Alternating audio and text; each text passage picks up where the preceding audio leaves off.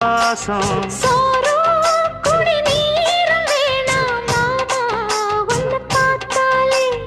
ஆறும் பசியாரும் தானாச மொழி கேட்டாலே ஒன்ன பிரிஞ்சிருக்க தன்னன் தனிச்சிருக்க அம்மம்மாடி அப்பப்பாடி என் மனசு ஒத்துக்காது